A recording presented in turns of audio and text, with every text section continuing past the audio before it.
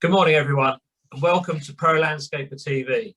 Thank you all very much for joining us today, or if you're watching on one of our catch-ups, we hope you enjoy what's to come. We're here every Tuesday at 10 p.m. for roughly half an hour, 40 minutes. You can go on to Pro Landscaper TV YouTube channel and catch up on all the programs that we've done so far and catch up on them. Also, you can go onto the Pro Landscaper website under the TV channel, and again there's a link to all of our past programs, and also we'll give you an indication of what's coming next. We've booked up every program now until the end of May, so after today, next week we have a debate on climate control, but with a slightly different twist on this. We're looking at what companies have already done in the landscaping sector, and maybe share some ideas and concepts that the whole of the industry can get behind. We then have a catch up with Green Blue Urban, and the last one of the month we're looking at how all things marketing, how to market properly to the landscaping sector and how to make sure that you get benefit. And we've got a wide variety of people that are going to have some input on that. But today I'm delighted to be joined by Wayne Grills. Wayne is the Chief Exec of Barley and has been over there about 10 years. I always know this one because you joined just as we were about to launch Pro Landscape, or very much at the same time. So welcome, Wayne. Thank you very much for taking the time to join us today. Thanks, Jim. It's a pleasure to be here. Thanks for the invite. Good. Quite a lot to get through.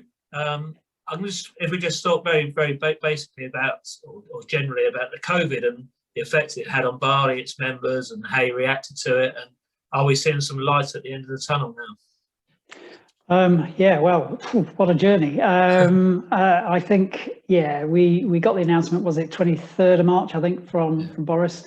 By the 25th, we were all working from home as a team at Barley. So transferred everybody to home, most being on laptops and things, so it was a little bit easier, but some still on desktops from the office. But obviously a completely weird sensation at that point, not knowing how long it was going to be for. And with this, we ran with the sort of government's every 3 weeks review in the early stages. I think from a membership point of view, however, we probably, I was going to say we've never worked so hard in our lives. We always work hard, but this was extra hard for a different reason, in the sense that there was very little coming out of government in the early stages, and we were lobbying the likes of DEFRA to try and get information from them about how we might therefore get that information back out to members. What's the state of play? Could landscapers, for example, continue working because most of their work would be outdoors? All of those kind of things we were really struggling to get an answer on. And as you probably remember, we had to take a stance at that point and say, well, okay, we're not going to get that clarification in the early stages. We advised members to just hold in ceasefire, so to speak, cease trading for 48 hours. In order to allow us just to try and seek a bit of further clarification. After that 48 hours, or within that 48 hours, we realised that clarification wasn't coming. It wasn't going to come quickly. I think when that first happened, we wrote to DEFRA, wrote to ministers, and I think we got a response in May, which basically said, have a look at the website, it's all on there. By which time, as you'd be aware, we'd already put together site operating procedures for members on how they might operate on sites themselves. Got to say, having said that, I started to attend a weekly ministerial roundtable meeting at that point with the Scottish government. And I have to say they were superb, very forward thinking, very proactive. They were happy to take on board those site operating procedures that we developed for landscapers and utilise those in their sort of government discussions and debates, and pushing that forward in terms of what should be done out there. So I think from our perspective, we were just trying to get as much information out to members as quickly as possible. Have to say, on some occasions, we were writing statements and within a couple of hours having to revise them because there was a new statement come out or a new Downing Street briefing or whatever the case may be. So it was hard work. The team, great team put together for the COVID situation, but the rest of the team have just been phenomenal throughout the whole of the lockdown. We're all still working from home at the moment. We've just got the odd one or two going in on certain days to do post or post out certificates and things like that. Obviously membership certificates and things needing to be done for membership renewal. So just those things, we've had just the odd persons going in, but you know, the team have been absolutely superb throughout all of this, and have to say, if it wasn't for the team, I'm not sure we'd have got through it quite in the same way. So every credit to them on the back of that. I think from the industry's point of view, I think from our members in particular, suppliers have said in the main that they've never seen it so busy. I've had people quoting me that this has been the busiest year in the last 40 years of trading. I've had other members saying that they've had a 250% increase in sales year on year. Just, it seems to have been unbelievable, which I think has added to the situation that we're seeing at the moment with, you know, shortage of supplies, materials and things. Seems to be huge at the moment. Do you, just back to those early days, it's like the construction industry either seems to be like slightly ahead of the curve in terms of, were they acting on their own, or were they getting more information than perhaps the landscaping sector was? Because in the end, I guess it was dragging us into what they were doing. Yeah, I think I think they were acting on their own to a certain extent, but I think they have greater links into government because of things like the levy scheme that they've got, you know, the grant levy scheme, etc. So they've got those direct links into government departments and individuals within there. I think, you know, to be fair to government, I think they were just bombarded with all the same requests that we were pushing in, and it just happened so quickly. So, you know, they're not going to be able to get detailed guidance out within that time. I think it had to rely on industry bodies, etc., to try and push that out. So. Okay, and so will Barley change the way it works going forward through anything it's learned during this COVID period? We probably will. I think there'll be certain changes that we'll make. I think most of our staff are quite keen to get back into the office at some point. We've still gone with the government guidance ourselves, so we're not planning to go back in until the 1st of July. And then 1st of July, we might look at a phased approach. And that will depend on a whole host of things, you know, where things are at in terms of number of new cases, number of deaths, where the government's at in terms of their guidance.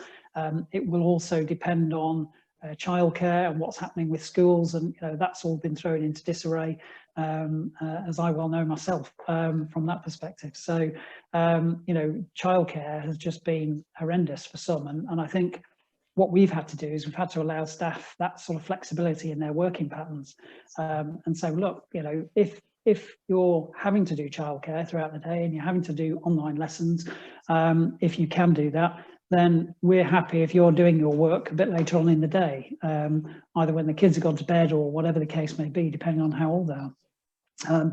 So we've had to provide that flexibility, and I think there'll be elements of that I think we take forward. But I think we're a team that probably benefits from being together in the office. It aids communication, in my opinion. We'll have a few people that would be quite keen to maybe take certain days working from home, because I think some have enjoyed the peace and quiet in order to do that. I'm lucky today because nobody else is here today, but you know, I've had to share this kitchen table with 3 other people at certain stages throughout lockdown, so that's not always been easy, I have to say, particularly when you try and do these kind of interviews or Zoom meetings, by any stretch. So I think there will be certainly elements, but I think we're quite keen to get back into the office. It's been a long stint out of the office, and I think we'll just take it as a phased approach and just make sure people are comfortable with that. Okay, and moving on now, then I guess during this period to come up with a complete rebrand, new colours, etc. What was the thinking behind it? When did it start? And what was the idea behind the concept, really? Yeah, it all started actually back in 2018. Right. Believe it or not, so it's been on the cards for some time. So we commissioned a specialist agency to have a look at a brand review for us, a brand positioning project, and to take on board all those elements, if you like, of how we move that forward. What are the things that we want to keep? What was the heritage about Barley that people did recognise, and things like that, for example. And obviously for us to understand the market position, in terms of where we were at, in terms of the positive findings, for instance, that came out of that, would be things like the technical guidance that we provide to members. All of those kind of things were quite positive, and we wanted to obviously maintain and improve on that, but then also look at the issues that we wanted to tackle. So we've done things like the digital space, for instance.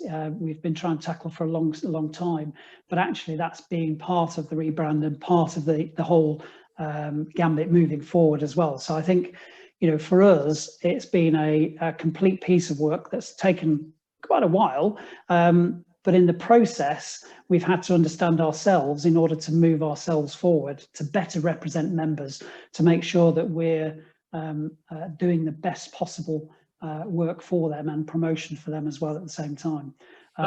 So I think, one of the other things that we kept getting comments on was, what does Barley stand for? This BALI, I think if you're in the industry, you may know of it. If you're out with the industry, you probably don't. A lot of, we always used to say, a lot of our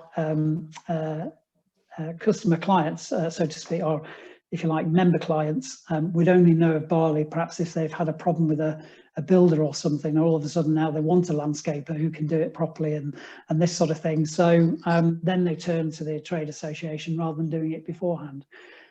So that's very often been the case, but obviously we've been working on how we get out to the general public in a bigger way. I have to say, Dream Gardeners was a good way of getting out there for sure. So well done on that one. But I think, we've got a plan moving forward in terms of how we then progress that, both in the digital market and possibly the printed market as well. So I think from our perspective, it's just making sure that we've got all the ducks in a row, so to speak, for promoting members in the best possible way. So with the outside company doing the research, were they talking to members? Were they? Is that who they were asking? Yeah, absolutely. So so we went out to focus groups of members, several focus groups made up of a wide range of members, so to speak. And they also researched past members, so those whose membership had lapsed, and also non-members. So in other words, what do you think of this as a landscaper that is not a member of a trade association working in the industry? So it was quite a wide range of information that we had to base the info on. But yeah, I think, as I say, there was that, what does Barley mean? I think we've seen only in the last couple of weeks, we've seen several members who are kind of saying, what, our customers are never going to ask what Barley stands for ever again. And again, as I say, in the digital market, if you're searching in the search engines and things like that, Barley, will always, I'm sure, come up with the South Sea Island, in terms of what they do. And I think we've perhaps got onto the first page a couple of times, I think, in my 10 years with Barley, but very often. So I think the concept is, move back to that full name, British Association of Landscape Industries, and utilise that in the marketing going forward, and also the digital footprint, and also looking at what people are searching for. That's been a big part of it. When you looked at it, did you look at it thinking actually that there's ways that the reason we're doing it because we need to improve in this area, or was it because you looked at different markets that you wanted to grow in? What was there any sort of drivers that felt just needed a refresh, or was there a position that you were going to try and push yourselves more into? Well, I think a lot of it, of course, was because we were turning 50 next year. So we wanted to make sure, the team at Landscape House wanted to make sure that the trade association brand, if you like, remained strong, reflected current and future needs of members, and the wider landscape industry as a whole. So I think that was kind of where we were coming from, is the time's right, 50th anniversary, what do we want to do? How do we want to move this forward? And that will all link in for us. We should have actually last year had a number of strategy meetings with the board to reset the strategy moving forward as well, on the back of it. But unfortunately, COVID didn't allow us to get together as a board. But that hopefully will happen in the latter stages of this year. and from that perspective, that will also feed in. But I think it was I was going to say intuitive, it wasn't intuitive. It was important for us to have a brand that we could move forward with, that was refreshed, up to date, clean, and move it forward in terms of what we want to project for the brand and the association. So membership numbers are good at the moment, aren't they, in terms of like number of sign up? Was it like, well, there's an opportunity to grow even more? Or, I guess, it wasn't like members were dropping off and you all of a sudden go, I have to do something. It was much more in a stronger position and how to grow, isn't it? Yeah, I think to be honest, it's always been a constant that for us. So there's nothing new in this, in the sense of, oh my God, we need more members. We've always tried to grow membership, and we have in the 10 years that I've been with Barley. So yeah, membership's good. I think we've got a good, strong pipeline, as well as the existing accredited members. Good strong pipeline in there as well. So in total, the total membership's around 1,800 members, with about it's about 940, I think, of accredited members, fully accredited. From that perspective, we're just at the moment doing a bit of a roundup on student members to make sure that they're all still current, because we've got a good student member base, and then we've probably we're in the region of about 350 pipeline of potential members, a good number of which are already in process of application. So the potential is there. We did some research back in 2012, so the year after I joined Barley, because we weren't quite sure where the membership base was at in terms of its coverage around the UK. So we did that research, which showed at that time there were 26,000 businesses in the industry, of which 10,000 were owner managers, and we said, well, okay, that left us 16,000 in the industry, and we were looking for around 10% as a target moving forward.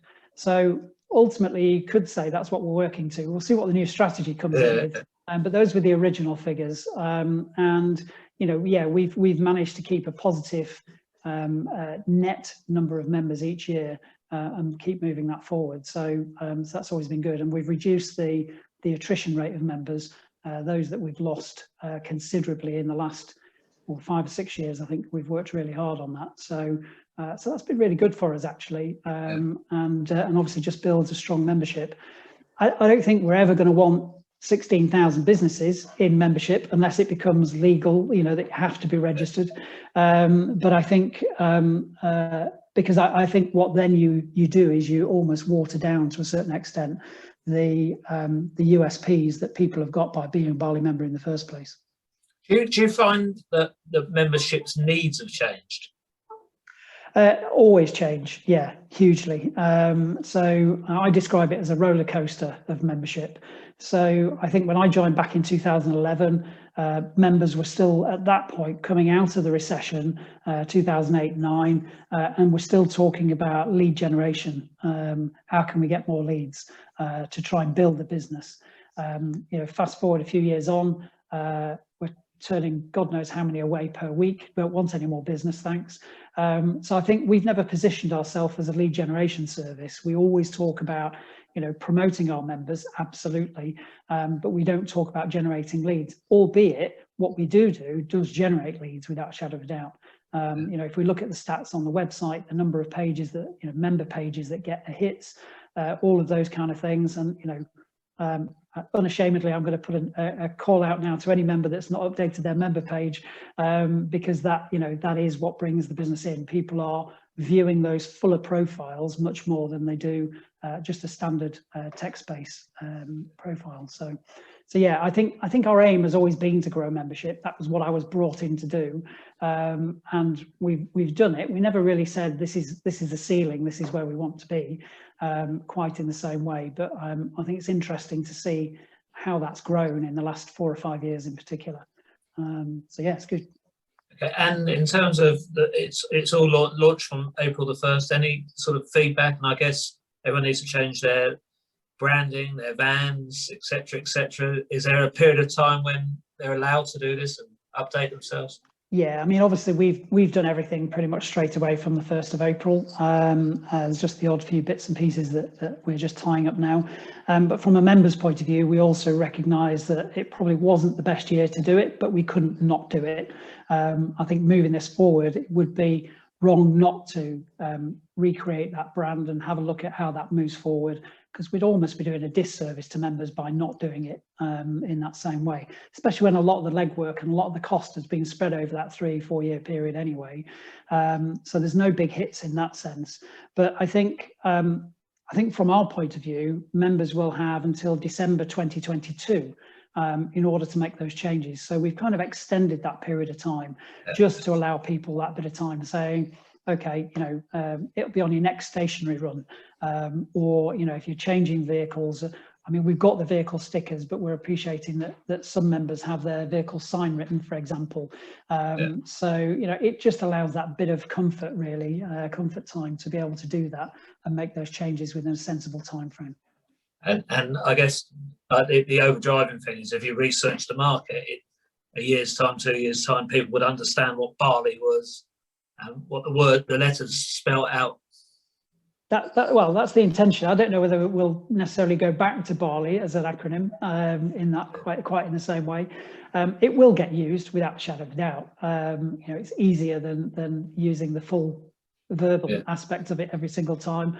But I think it's important for our brand to gain that recognition, and we're, as I say, moving forward in terms of what we're doing to try and get out to the general public in terms of our marketing efforts and things anyway. So I think from that point of view, yeah, in 2 years' time, we would expect to be better positioned in that side of the market in particular. Okay. And again, just keeping it moving on now then. So 50th anniversary next year. What's the plans? Significant? What are you going to do? What is it going to be? A milestone in Barley's history? Yeah, well, it has to be a milestone in Barley's history, doesn't it? Without a shadow of a doubt. I think we're still drawing plans up at the moment, so I can't give you a great amount of detail. But I think one thing for sure is we'll certainly be having some kind of celebration in 2022. You know, restrictions pending and all that kind of thing. Put those caveats on now. But yeah, I think you know, the Barley strategy moving forward will be a good celebration of where we want to be in 3-5 years' time. I think what we'll do is we'll look to celebrate the last 50 years. I think we have to celebrate what has gone before. So in other words, you know, where is the history? Where is the heritage? It's in all of those people that have played a part in moving Barley forward from the very first day that it was set up. You know, I understand back at Writtle College was where the meeting took place in order to discuss and agree that Barley would be set up. Geoffrey Bernard as our first chairman back in 1972. You know, from that perspective, I think moving us forward, Geoffrey's still, you know, very much a part of the industry, God bless him, and that's fantastic to see. So I think there are people like him, there are people like the board members over the years, the chairman, chair ladies, so to speak, that have been part of the Barley journey, that I think we've got to celebrate without a shadow of a doubt. And I don't think you can, for any stretch of the imagination, say that Barley would be where it is today without them. So I think that whole celebration of the last 50 years, I think we also, and I've already mentioned it once, but we've currently got a great team, and I think we have to celebrate the staff that we've currently got, but also those that again played the part in making Barley what it is today. So I think there's a lot of history, a lot of heritage from the last 50 years, and then hopefully we can look at what the next 5 years at least will bring us in terms of moving us forward. I'm not sure we can plan ahead as far as 50 years, but it's nice to think it will be going again for another 50 years for sure. But I'm getting more and more information from members about the past, the history, things that happened. We've had on occasions things like silver cups sent back for competitions and things like that that took place at various times, tankards, you know, all of those kind of things, and they're greatly received. I've had a lot of information from certain members in particular. Andrew Legg has been phenomenal in clearing out his loft and his garage and bringing things in. So we've got a lot of history to go back on, but you know, a little plea out there is, if anybody's out there and is watching that has something like that, we're more than happy to take copies of those and add them to the archive, because I think that, you know, we could do with it a little bit more in the history pot, so to speak, in order to help us celebrate.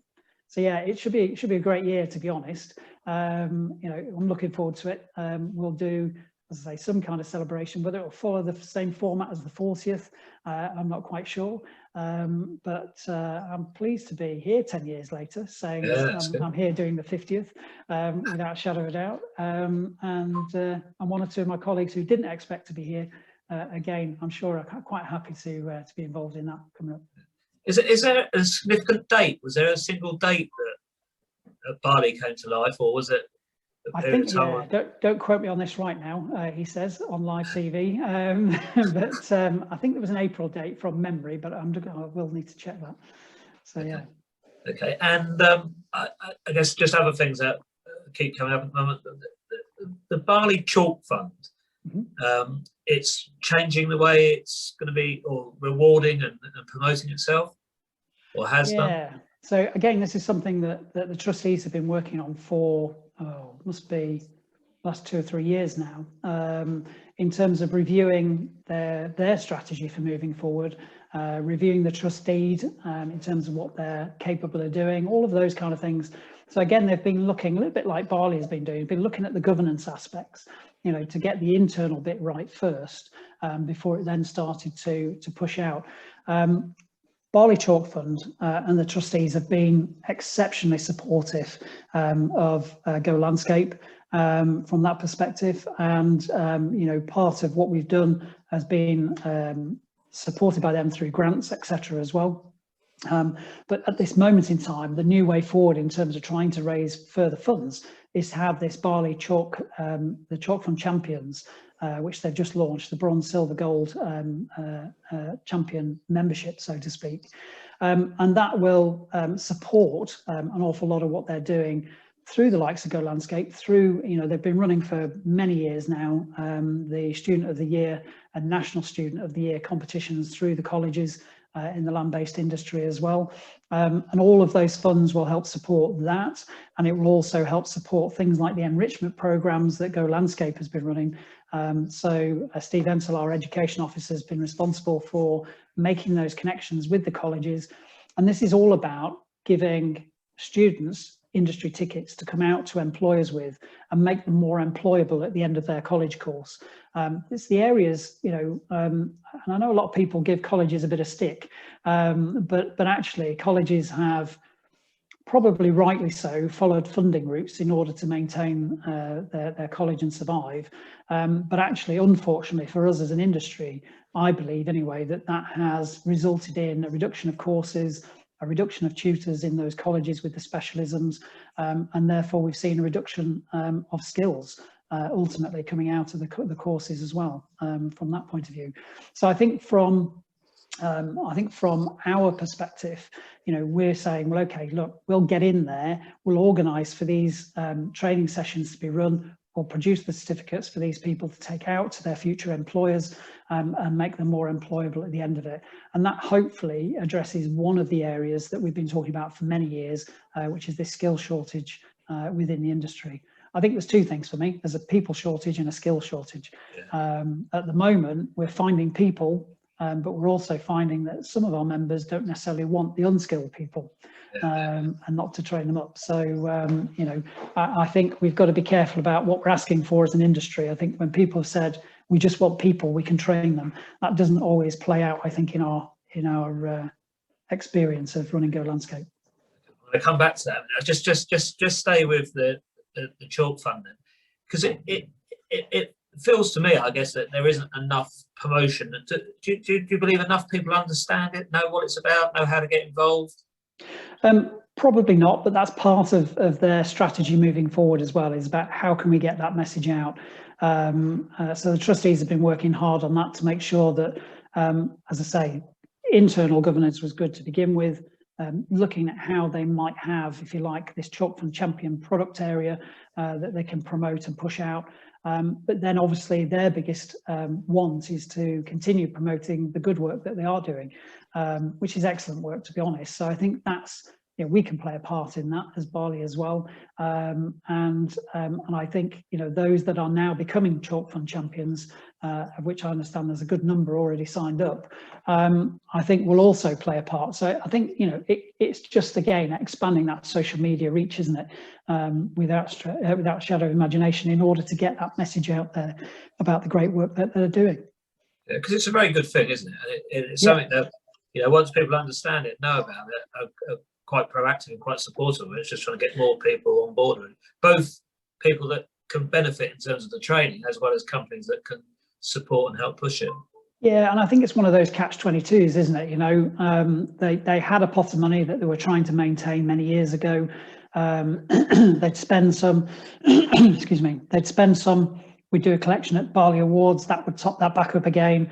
But now, they've taken this approach that actually we've got to spend some of this money, we've got to do something with it in order to generate the good work that we're doing and push that out there and hopefully get more donations in. So I think from that perspective, this Chalk Fund Champions will be one way of doing that.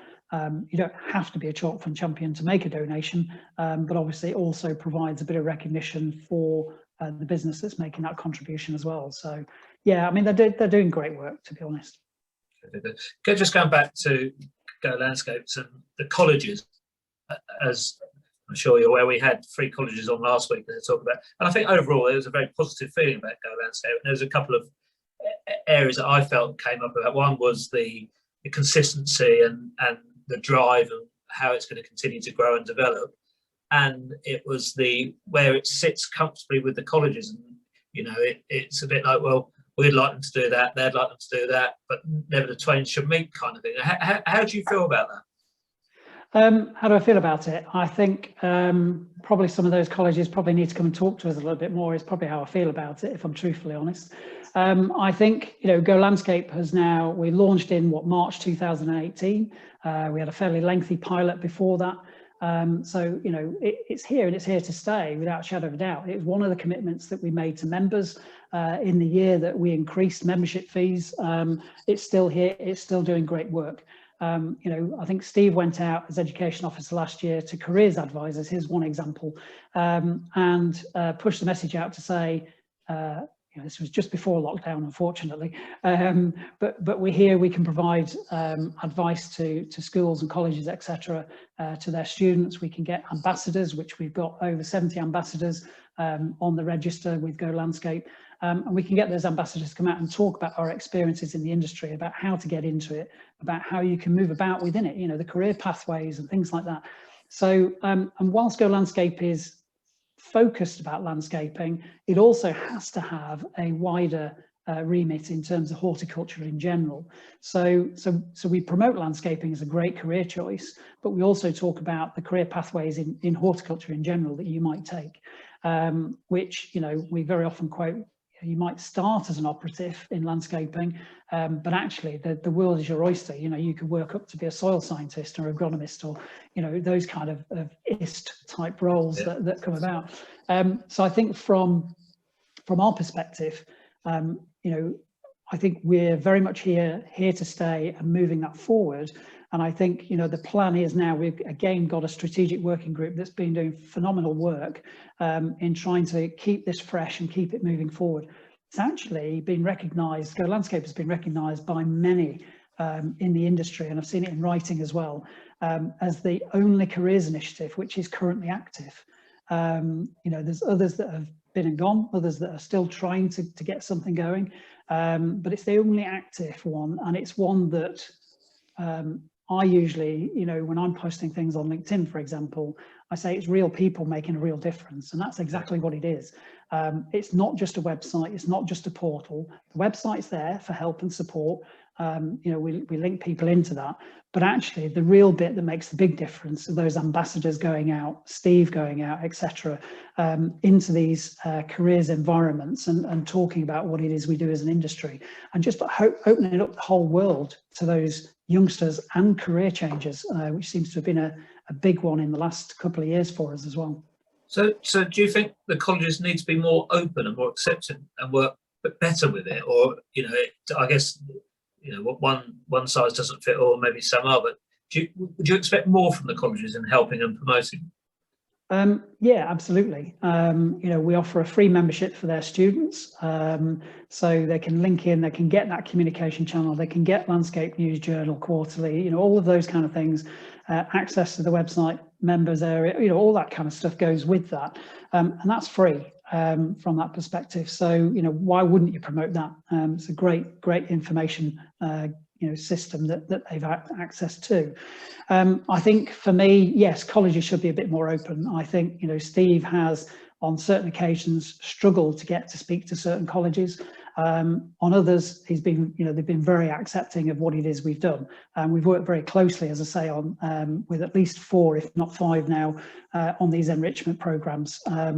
Cable Manor College listened to what Steve had to say after he did a Go Landscape survey a couple of years ago, which actually was saying, we've got a problem in our industry because we can't get enough courses for hard landscaping. So they worked with us on developing a level 3 qualification at that level. So yeah, I mean, some are very accepting and very open-minded, but if people are feeling that there isn't the connect, then come and talk to us. That's all I would say. And just your pick up on one of the other points you made there in terms of it isn't necessarily just about people, it's about the right skilled people. How as an industry are we going to overcome that? Because there was like just a first, get as many people as we possibly can and we can train them. But now I think people are saying, actually, we need a certain type of person to come in which suits what we need going forward. Yeah, and I think there's a couple of things here. I think as an industry, I've always said when we launched by Go Landscape in 2018, I said then, it's not going to be an overnight fix without shadow of imagination. We've taken probably at least 3 decades to break the system. It's going to take a little bit longer than a couple of years to put it right in that same way. And I think that there's a number of aspects here. We're lobbying government, so we're lobbying the education departments, we're lobbying DEFRA, etc., about the education aspects of our industry. We're, sorry, I was giving you the careers advisors example. We're lobbying the careers advisors. We sent out this thing last year. We got 100 responses saying, can you please come into our school and talk to our children about careers, etc. It was phenomenal. We couldn't necessarily do all those, of course, because COVID hit. But Steve's done an awful lot online as well, which has been greatly received. But I think, I think for us moving forward, it's about recognising, well, okay, we're starting to bring people in, but if they've not quite got the skills required, there's the enrichment programs if they're already based in the college system, for example. But what about those that haven't? And for us now, we're looking forward to how we move forward this Barley Academy that I know David Dodd mentioned, I think, when he was on here. So that's going to be fantastic because it will help develop the standards in the industry, and it'll help train people towards those standards in order to make sure that they've got what it needs when they're going out to employers, or they can work on it whilst they're with an employer. So I think that's what's been missing for a lot of people in the industry. Many employers, as we've seen, have gone down their own route. They've developed their own qualifications, they've put them onto the qualifications framework, etc., and had to deal with that internally themselves. In some ways, I think that's wrong, but at the same time, I can understand why they've done it. I don't think that the business is wrong. I think it's wrong that the colleges have allowed that to happen to a certain extent. But again, I'm not criticising the colleges because, as I say, they've followed the funding route, so you can't blame them for that. But we have seen a deluge of courses disappear. I just think one of the other things that came from the colleges last week, Wayne, and I definitely feel that as an industry, maybe we don't understand the restrictions that the colleges are working under and how they're allowed to educate people now, because everyone keeps going back, Meriswood days and when they all came through and they had the 3 years or 4 years and the 3rd year was out, all that kind of stuff has gone now, and they're restricted in what they're allowed to do. And I think sometimes they get frustrated with the industry saying, oh, in my day we used to do this, in my day we used to do that, which they're not allowed to do now. So there is definitely I guess an area both ways where people are getting frustrated on it.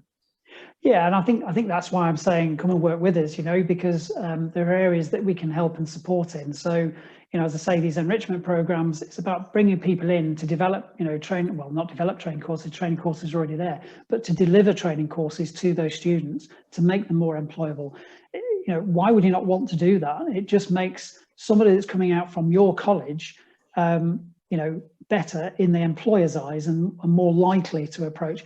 We've had horrific stories of members going to certain colleges, not going to name them, but going to colleges, speaking to the tutors and saying, who should I approach this year in this cohort? And colleges saying, I'm not sure there's anybody I would recommend ultimately. That's wrong. That shouldn't be like that. And I think, you mentioned it, I've mentioned it. Colleges are being restricted hugely by the funding. I think we've lost a deluge of great tutors. We've still got some really good tutors, but we've lost a lot as well. And I think, tutors are being asked to cover a wide range of topics that might not necessarily be their skill set. So, for example, I know of landscaping, horticulture tutors that have been asked to cover animal care classes within a college, not knowing anything about animal care. That's the situation that the colleges are in. It's not through any fault of their own. It's just the situation that they find themselves in that same way. So yeah, I think it's something that needs to be put right. But I remember reading, must be about 10 years ago, I remember reading a City and Guilds report that said we'd had, in the last 3 decades, we'd had 60 education ministers over 3 decades. So an average of 2 a year. So there's no wonder the education system isn't quite delivering in the way that it's intended. Yeah. And just finally, because I'm conscious of time, talk about the Barley Training Academy. Then when's it likely to get going? What's the situation, and what can the industry expect? So it probably would be going already, to be honest. But again, the pilot was put back purely and simply because it was deemed not right during lockdown, obviously. But even now, lockdown has started to ease. We just wanted to make sure that we could do this face-to-face training, ultimately, to make sure that the pilot was a good test, if you like, of that delivery. So I think the idea now will be that we're probably looking at some point in the summer where those pilots will be delivered. And then obviously we've got to do the review of those to see how they've gone, where they need updating, that sort of thing. And then we'll move those onto a learning platform where people can gain that access to the learning materials, etc. And then look at how we then push that out on a wider scale. So, towards the end of the year, I'm hoping that we'll be in a position where we can be saying, well, actually, yeah, we've either launched or about to launch those courses that we're currently working on. It's developing the standards that is probably the hardest part, which is going on just now. Will it be Barley members only? And how will it work with the ones that, as you said, that Barley members that set their own training schools up and all that? How will it integrate, or will it run I think we've already had discussions with some actually that have said we would want to work with them wherever we can. So absolutely, this is not to blow anybody out of the water. This is about helping to put that skills deficit right at the end of the day. And if Barley can play its part in that through Go Landscape, then yeah, absolutely we'll do that, because that's part of what industry needs. I still talk to members even now. People are booked up till mid to the end of 2022 that they're saying, I could be doing some more of that work earlier if I just had 1 more team or 2 more teams, or so it is about that. And I think COVID probably provides us with a little bit of an opportunity to make sure that we're bringing better people in to the industry in that same sense, and getting them trained up to the right standards. Okay.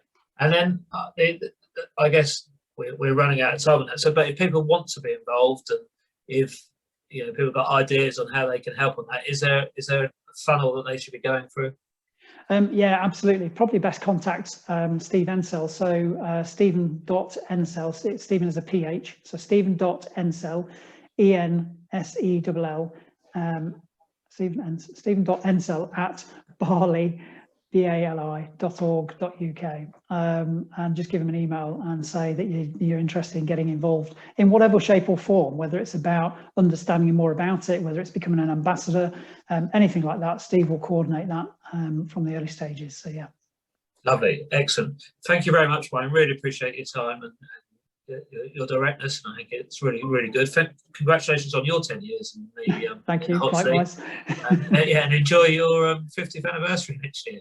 Great stuff. Thanks a lot, Jim. Thank you all very much. Thanks, Thank everybody. you. Bye. See you all next week. Cheers, Wayne. Thank you.